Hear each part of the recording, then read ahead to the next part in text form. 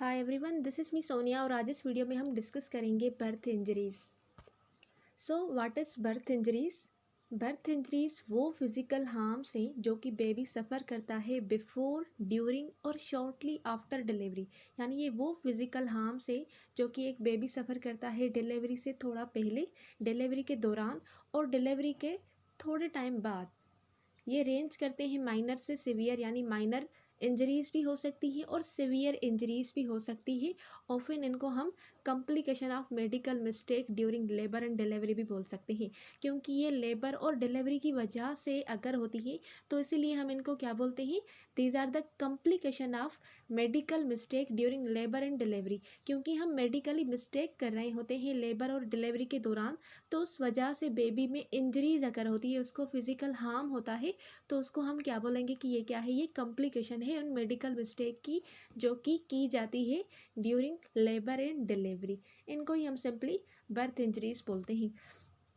Now birth injury और birth trauma में क्या फ़र्क है?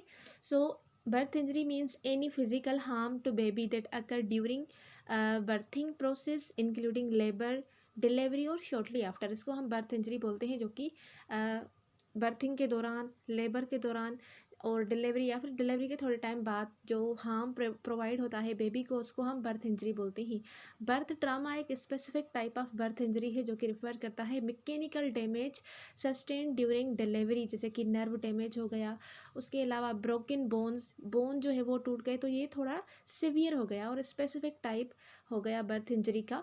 तो इसको हम क्या बोलते हैं, बर्थ ट्रामा, जिसमें मैकेनिकल डैमेज होता है डिलीवरी की वजह से, जिसमें नर्व डैमेज और ब्रोकन बोन आ जाते हैं।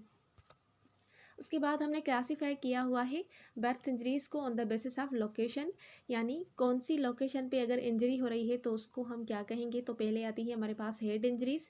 इसमें हेड में इंजरी होती है जिसमें स्वेलिंग और ब्रूजिंग ऑफ स्काल्प होता है, cephalhaematoma, intracranial haemorrhage, skull fracture और ब्रेन डैमेजेस। ये सारी इंजरीज़ हेड इंजरीज़ में आ जाती हैं। उसके बाद सेकंड है नर्व इंजरीज़, यानी नर्व में इंजरी हो जाए तो उससे रिलेटेड कौन सी जो है ना डिफरेंट इंजरीज हो सकती है बेबी में ड्यूरिंग बर्थ। उसमें ही हमारे पास ब्रेकियल पैलेक्सिस इंजरी, जिसमें अर्ब पाल्सी और क्लम्पिक्स पाल्सीज आ जाती हैं। उसके अलावा facial nerve injuries and spinal cord injuries आ जाती हैं। देन अदर इंजरीज में फ्रैक्चर, जैसे कि क्लेविकल और अदर बोन में फ्रैक्चर हो गया, शोल्डर डिस्टोकिया और सब कंजक्टिवल हेमरेज। तो ये वो सारी बर्थ इंजरीज हैं जिनको हम वन बाय वन करके अभी डिस्कस करेंगे डिटेल में। पहले है हमारे पास स्वेलिंग और ब्रूजिंग ऑफ स्काल्प, जिसको अदर वर्ड्स में हम केपर्ड सक्सीडेनम भी बोलते हैं। इसमें क्या होता है, सिंपली स्वेलिंग और ब्रूजिंग अगर होती है स्काल्प में, जिसको हम केपर्ड सक्सीडेनम बोलते हैं, और ये कॉमन कंडीशन है जो कि अगर होती है ड्यूरिंग डिलीवरी। सिंपली इसमें क्या होती है, स्वेलिंग और ब्रूजिंग होती है स्काल्प में लाइक दिस। काजेज इसके क्या है, ये जो केपर्ड सक्सीडेनम ये इंजरी है, ये because of pressure on the scalp during delivery की वजह से होती है। यानी डिलीवरी के दौरान जो स्काल्प के ऊपर प्रेशर पड़ता है उसकी वजह से होती है, और वो जो प्रेशर है वो मोस्टली फोर्सेप के यूज़ करने की वजह से होता है और वो वैक्यूम एक्सट्रेशन की वजह से होता है। तो ये इसके काजेज है जिसकी वजह से केपर्ड सक्सीडेनम अकर होता है। उसके अलावा सिम्टम की बात करें तो हेड में स्वेलिंग हो जाती है, ब्रूजिंग जैसी हो जाती है और रेडनेस ऑफ स्काल्प मिलती है। ट्रीटमेंट की बात करें तो यूजुअली ये जो है ना खुद ब खुद 2-3 दिन में ठीक हो जाता है। जैसे यहाँ पर मैं सिंपल आपको एग्जांपल दूँ, तो जब कोई बच्चा साइकिल से गिर रहा है तो उसको जब गिर रहा है तो खून वगैरह नहीं बह रहा, यानी कोई ब्लीडिंग नहीं हो रही, जस्ट क्या हो रहा है, उसकी जो नी है, नी में ब्रूजिंग, स्वेलिंग और रेड कलर जैसा हो गया है। तो वो जो है ना वो खुद ब खुद 2-3 दिन में ठीक हो जाता है। तो इसी तरह से जब हम डिलीवरी के दौरान ज़्यादा प्रेशर लगाते हैं बेबी के स्काल्प के ऊपर बाय यूजिंग फोर्सेप और वैक्यूम एक्सट्रेशन, तो उसकी वजह से बेबी का जो हेड है उसके ऊपर स्वेलिंग, ब्रूजिंग हो जाती है, जिसको हम केपर्ड सक्सीडेनम बोलते हैं। ये है इसका डायग्राम। देन सेकंड कंडीशन है सिफेल हेमाटोमा। सिफेल हेमाटोमा वर्ड से ही क्लियर है कि ब्रेन में क्या हो रही है, ब्लीडिंग हो रही है। तो cephalhaematoma is a collection of blood between the skull bone and its covering membrane. जो सिफेल हेमाटोमा है यहाँ पर ब्लीडिंग अकर होती है स्कल बोन और उसकी जो कवरिंग मेम्ब्रेन से उनके बीच में ब्लीडिंग अकर होती है। इसका डायग्राम मैं आपको दिखाऊं तो ये डायग्राम सिफेल हेमाटोमा का है, जिसमें नीचे आप देख रहे हैं क्रेनियम, उसके ऊपर पेरिस्टियम और स्काल्प है, और स्काल्प और क्रेनियम के बीच में ब्लीडिंग अकर हुई है, हेमरेज हुई है, तो इसको हम सिफेल हेमाटोमा बोलते हैं। इसके काजेस क्या है? It is caused by bleeding from blood vessels in the scalp during delivery. Delivery के दौरान जो स्काल्प की ब्लड वेसल्स है वहाँ पर वो रप्चर हो जाती है, तो उसकी वजह से ब्लीडिंग अकर होती है। तो ये सिंपली इसका काज है। सिम्टम की बात करें तो ये सॉफ्ट और स्वेलिन लंप मिलता है ऑन द स्काल्प, और ये टेंडर भी हो सकता है जब आप उसको टच करेंगे तो। ट्रीटमेंट इसकी भी ये जो है खुद ब खुद फ्यू वीक्स में ठीक हो सकता है, इसको टाइम थोड़ा ज़्यादा लगता है एज़ कम्पेयर टू केपर्ट सक्सीडिनम। उसके बाद डिस्कस करते हैं इनके बीच में डिफरेंस क्या है, क्योंकि मोस्टली लोग क्या करते हैं इन दोनों टर्म्स को सेम ही मानते हैं। So caput succedaneum is often confused with cephalhaematoma but they are distinct condition. ये दोनों कंडीशन जो है वो डिफरेंट है एक दूसरे के साथ। अब जो सिफेल हेमाटोमा है इसमें कलेक्शन ऑफ ब्लड होती है between school bone and its covering membrane. ठीक है, स्कल बोन और जो उसकी कवरिंग मेम्ब्रेन है उनके बीच में ब्लीडिंग जब होती है तो उसको हम सिफेल हेमाटोमा बोलते हैं। वेयर एवर जो केपर्ट सक्सीडिनम है उसमें सिर्फ और सिर्फ स्वेलिंग होती है स्काल्प में ड्यू टू एडिमा। ओके, इसमें एडिमा की वजह से स्वेलिंग हो जाती है, ब्लीडिंग नहीं होती। सिफेल हेमाटोमा टिपिकली जो है मोर डिफाइंड बॉर्डर होता है and may be more firm to touch. ठीक है, ये मोर डिफाइंड होता है और उसके अलावा ये ज़्यादा फ्रेम होता है जब हम उसको टच करते हैं, यानी हार्ड होता है।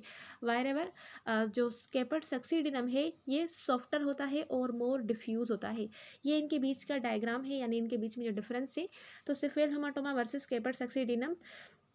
सिफेल हेमाटोमा में देखें तो ऊपर की तरफ पेरियोस्टियम है और उनके बीच में नीचे क्रेनियम है और बीच में ब्लीडिंग हुई है।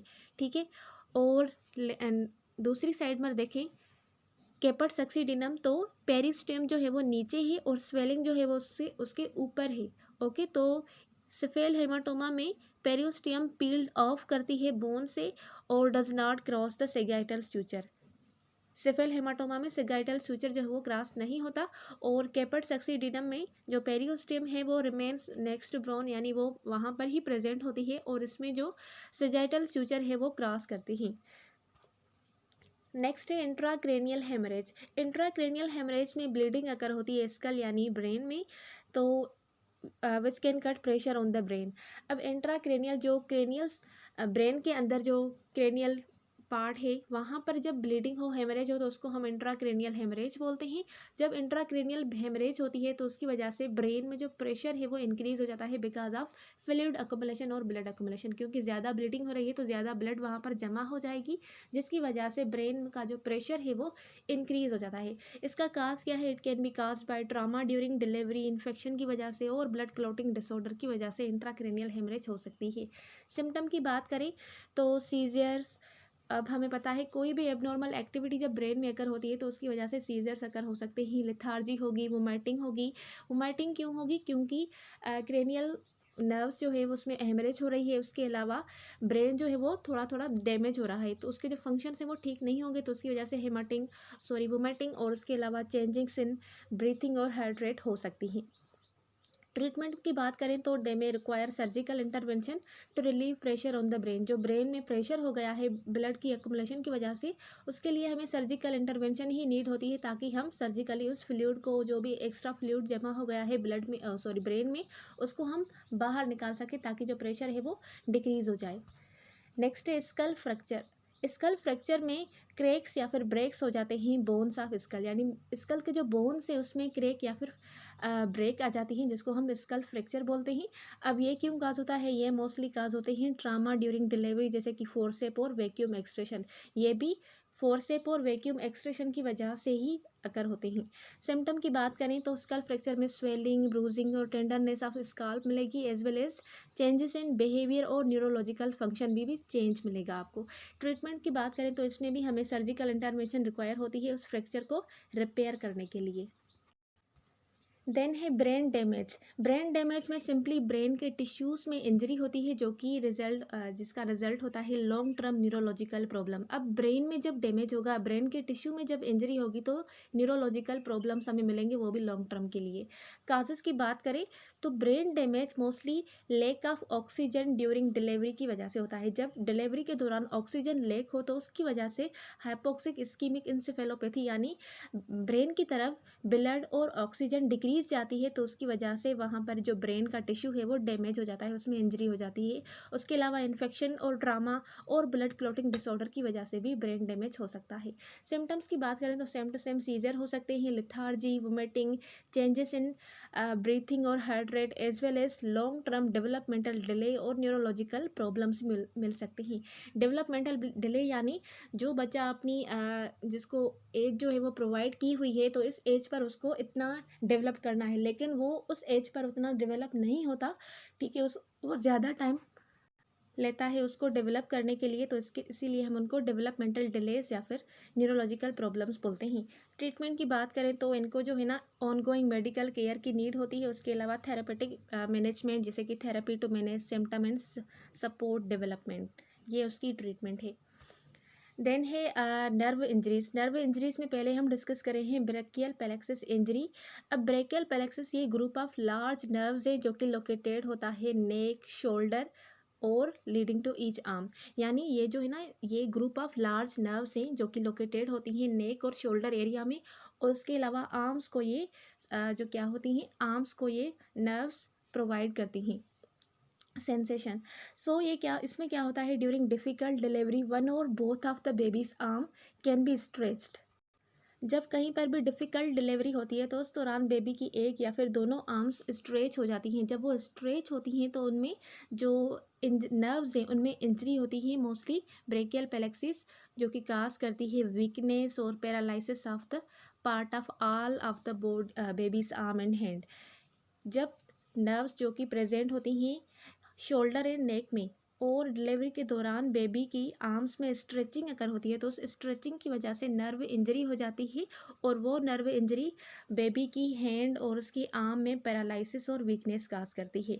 तो इसमें दो टाइप्स आ जाते हैं, weakness off shoulder and elbow अगर हो तो उसको हम अर्ब पालसी बोलते हैं, और अगर weakness of hand and wrist हो तो उसको हम क्लम की पालसी बोलते हैं। ठीक है, इसको मैंने मज़ीद डिफाइन भी किया हुआ है।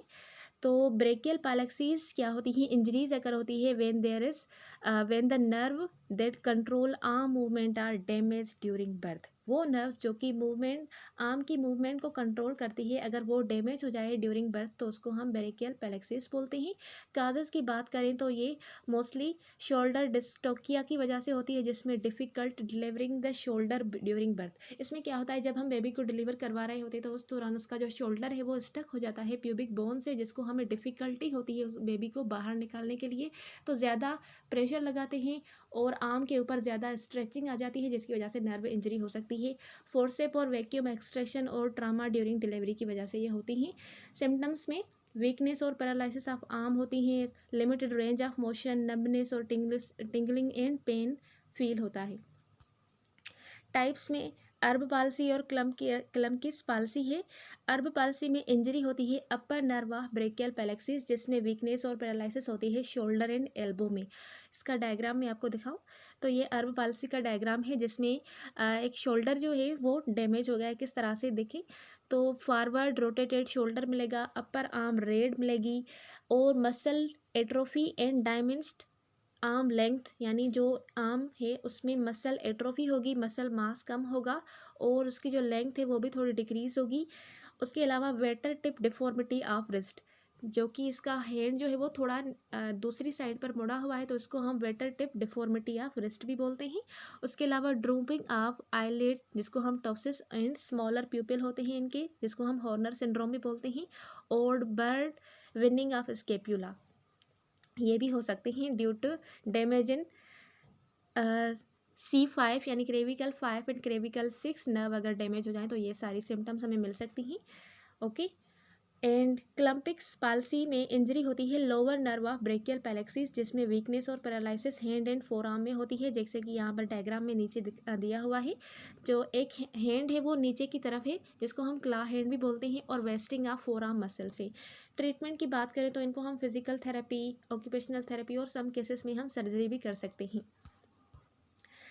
ये इन दोनों के बीच में डिफरेंस है, एक साइड पर है अर्ब पाल्सी, दूसरी साइड पर है क्लम्पिक पाल्सी, क्लम्प की पाल्सी। अर्ब पाल्सी में अपर ट्रंक इंजरी होती है और क्लम्प की पाल्सी में लोअर ट्रंक इंजरी होती है, जिसमें मोस्टली क्रेविकल 7 एंड थोरेसिक 1 में इंजरी होती है। उसके अलावा अर्ब पाल्सी में मेन जो है सिम्टम होती है, साइन होती है, उसको हम वेटर टेप पोस्चर बोलते हैं, और क्लम्प की पाल्सी में क्ला हैंड डिफॉर्मिटी होती है। Internally rotated and abducted arm होती है अर्ब पाल्सी में, और एक्सटेंडेड एंड प्रोनेटेड फोरआर्म होती है, फ्लेक्स्ड रिस्ट होती है। और क्लम्प की पाल्सी में देखें तो यहाँ पर जो जॉइंट्स हैं वो मेटाकार्पल वो एक्सटेंडेड होती हैं, और जॉइंट्स जो है वो इंटरफेरेंजियल जॉइंट जो है वो फ्लेक्स्ड होती है, जिसमें जो उनकी यानी फिंगर्स है वो नीचे की तरफ मुड़ जाती है, इंटरफेरेंजियल जॉइंट फ्लेक्स्ड होने की वजह से। नेक्स्ट है facial nerve injuries. Facial nerve injuries में इंजरी अकर होती है जब नर्व्स जो कि कंट्रोल करती है फेशियल की मूवमेंट को, उनमें डैमेज हो जाए ड्यूरिंग बर्थ, तो उसको हम फेशियल नर्व इंजरी बोलते हैं। अब ये भी फोर्स से vacuum extraction, trauma during delivery और pressure on the face during delivery, जब ड्यूरिंग डिलीवरी के दौरान फेस के ऊपर अगर ज़्यादा प्रेशर पड़ जाए तो उसकी वजह से फेशियल नर्व जो है वो डैमेज हो सकती हैं, जिसकी वजह से फेशियल नर्व इंजरी या फिर फेशियल नर्व पाल्सी भी हम उनको कह सकते हैं। सिम्टम की बात करें तो वीकनेस और पैरालिसिस हो जाती है फेशियल मसल्स में, ड्रोपिंग ऑफ आईलिड और कॉर्नर ऑफ माउथ, यानी इसका मैं आपको डायग्राम भी दिखा रही हूँ, डिफिकल्ट स्माइलिंग और शोइंग फेशियल एक्सप्रेशन, और hearing loss in some cases. Treatment की बात करें तो इनको भी हम फिजिकल थेरेपी, ऑक्यूपेशनल थेरेपी और कुछ केसेस में सर्जरी भी कर सकते हैं। ये इसका डायग्राम है बेबी का, जिसमें आप देख रहे हैं इनएबिलिटी दूसरी साइड पर जो है इनएबिलिटी टू रिंकल ब्रो, यानी वो जो ब्रो है उसको रिंकल नहीं कर पाएंगे, ड्रूलिंग होगी आईलिड की, और इनएबिलिटी टू क्लोज आई, उसके अलावा inability to puff cheek, asymmetrical smile मिलेगी, और ड्रॉपिंग कॉर्नर ऑफ माउथ और ड्राई माउथ, यानी एक साइड जो है एक कॉर्नर है माउथ का वो ड्रॉप करेगा और माउथ जो है वो ड्राई भी होगा। तो ये वो सारी साइन और सिम्टम्स है जो कि हमें फेशियल नर्व पाल्सी में मिल सकती हैं। देन है phrenic nerve injury. Phrenic nerve injury वो नर्व होती है जो कि डायफ्राम को सप्लाई करती है। डायफ्राम क्या है? ये मस्कुलर वॉल है जो कि सेपरेट करती है organ of chest from those of abdomen and assist breathing. ये एक तो एब्डोमेन और चेस्ट को सेपरेट करती है उनके ऑर्गन्स को, और उसके अलावा डायफ्राम ब्रीथिंग में भी हेल्प करता है। तो अगर फ्रेनिक नर्व इंजरी हो जाए तो उसकी वजह से paralysis of diaphragm on the same side हो सकती है। उसके अलावा इन दिस इंजरी जो न्यूबॉर्न्स होते हैं उनको डिफ़िकल्टी होती है ब्रीथिंग में, और समटाइम्स इनको ब्रीथिंग के लिए असिस्टेंस की नीड भी होती है, क्योंकि डायफ्राम जो है वो ब्रीथिंग के लिए हेल्प करता है। अगर उसमें ही पैरालिसिस हो जाए, उसमें ही वीकनेस हो जाए, तो उसकी वजह से जो बेबी है वो ब्रीथ नहीं कर पाएगा। So injury of phrenic nerve usually resolve completely within a few weeks. अब ये जो इंजरी है ये खुद ब खुद फ्यू वीक्स में ठीक हो जाती है।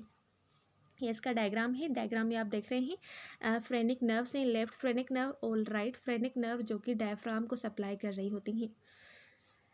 नेक्स्ट है spinal cord injury. Spinal cord injuries में इंजरीज अकर होती है स्पाइनल कॉर्ड में, जो कि ड्यूरिंग बर्थ अकर होती है। इसके काजेस की बात करें तो ये भी ट्रामा ड्यूरिंग डिलीवरी, फोर्सेप और vacuum extraction, pressure on spine during delivery की वजह से हो सकती हैं।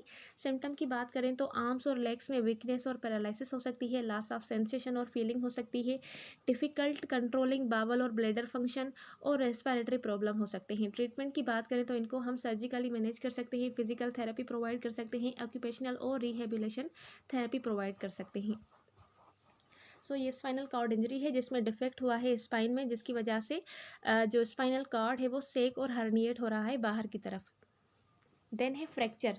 फ्रैक्चर में मोस्ट कॉमनली जो फ्रैक्चर अगर होता है वो क्लेविकल बोन में अगर होता है, उसके अलावा अदर बोन्स में भी हो सकता है। तो फ्रैक्चर ये क्या है? ये ब्रेक है in bone which can occur during birth due to trauma और pressure on the bone. Birth के दौरान ट्रामा और प्रेशर की वजह से जब वो ज़्यादा हो जाते हैं बोन के ऊपर, तो उसकी वजह से जो बोन है वो टूट जाता है, तो उसको हम फ्रैक्चर बोलते हैं। काजेस वही सेम है, ट्रामा ड्यूरिंग डिलीवरी, प्रेशर अगर बोन के ऊपर ज़्यादा पड़ जाए डिलीवरी के दौरान, और फोर्सेप और वैक्यूम एक्सट्रेशन की वजह से। सिम्टम्स पेन और टेंडरनेस मिलेगी फ्रैक्चर साइट पर, स्वेलिंग और ब्रूजिंग होगी, लिमिटेड मूवमेंट होगी और लिमिटेड मोबिलिटी होगी उसी पर्टिकुलर लिम्ब की जहाँ पर फ्रैक्चर हुआ है, डिफॉर्मिटी या फिर एबनॉर्मल शेप होगा उस अफेक्टेड लिम्ब का।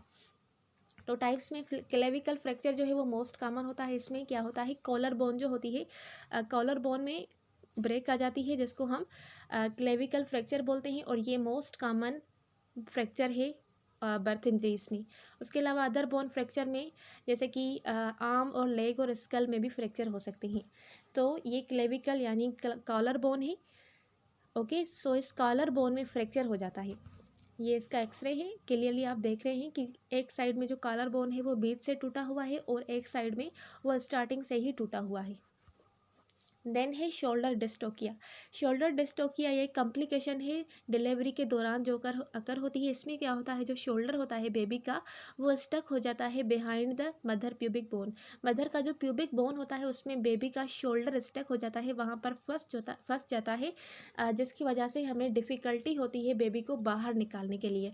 तो जब बेबी बाहर नहीं निकलता तो हम ज़्यादा फोर्स लगाते हैं, तो उसकी वजह से उसमें क्या हो जाता है, शोल्डर डिस्टोकिया आकर होती है।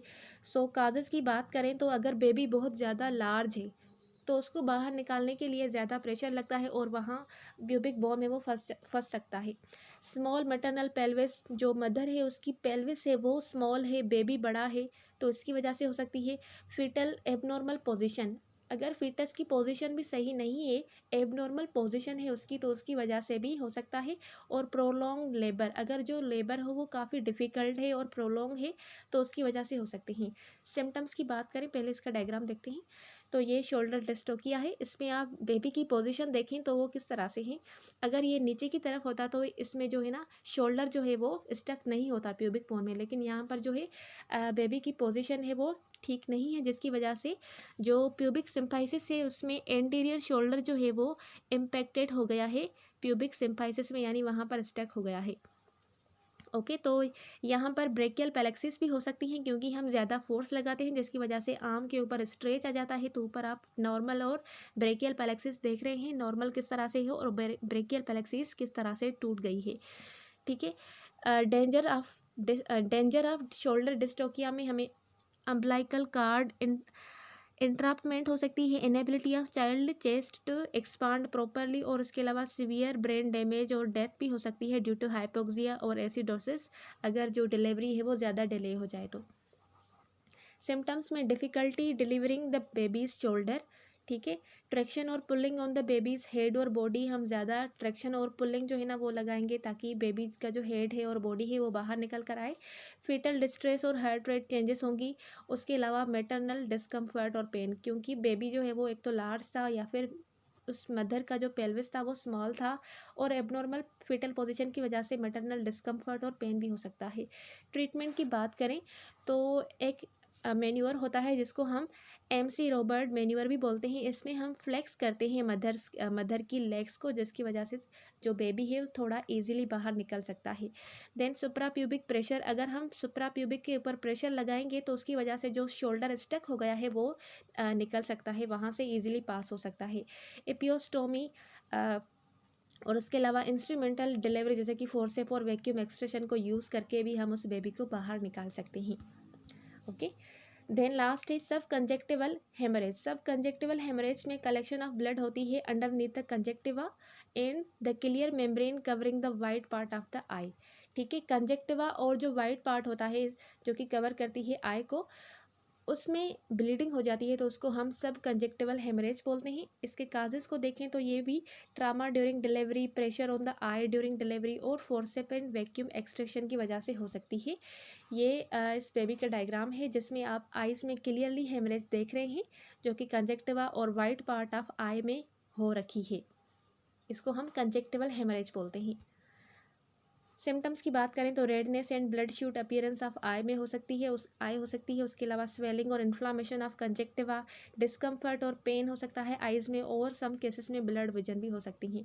ट्रीटमेंट की बात करें तो हम इनको ऑब्जर्व और मॉनिटर करेंगे, टॉपिकल आई ड्रॉप्स और ऑइंटमेंट प्रोवाइड करेंगे, वार्म कंप्रेसेस प्रोवाइड करेंगे एंड एंटीबायोटिक्स प्रोवाइड करेंगे अगर कोई इन्फेक्शन है तो। So this was the whole about birth injuries. I hope कि आपको आज की वीडियो क्लियर हुई होगी। मिलते हैं अगले वीडियो में, तब तक के लिए अल्लाह हाफिज़।